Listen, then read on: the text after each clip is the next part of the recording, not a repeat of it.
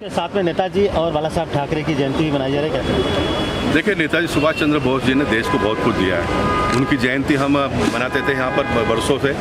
उनके नाम पर ही ये 12-13 एकड़ का भूखंड विकसित हुआ है। और भारतीय जनता पार्टी और शिवसेना की युति बहुत लंबे समय तक चली।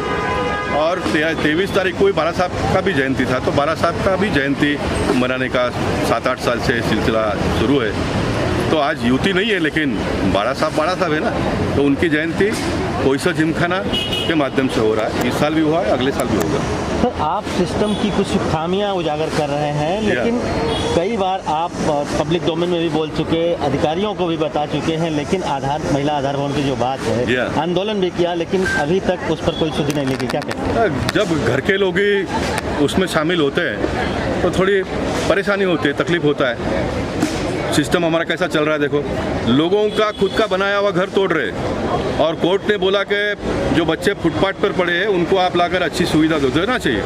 ह्यूमन राइट्स का पूरा हमको ख्याल करना पड़ेगा, मैं उसका समर्थक हूँ। लेकिन एक जगह पे आप कोर्ट का सुनकर ये करते हो और दूसरी जगह पर आप लोगों का घर तोड़ते हो, लोगों को घर नहीं दे रहे हो SRA में।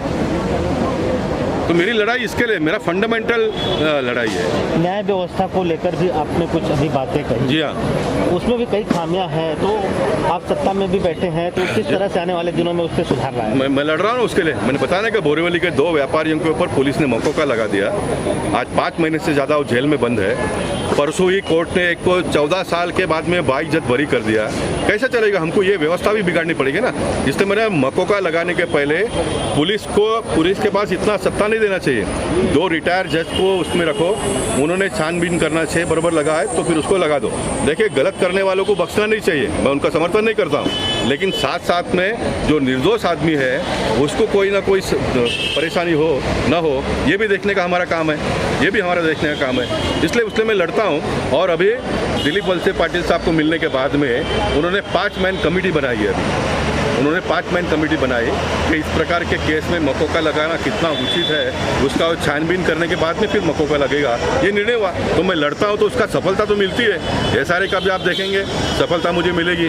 मैं साई बाबा नगर का वापस जिम चालू करूँगा, मैं महिला आधार वापस लेकर चालू करूँगा, ये सारा मैं करने वाला हूँ। समय लगता है थोड़ा।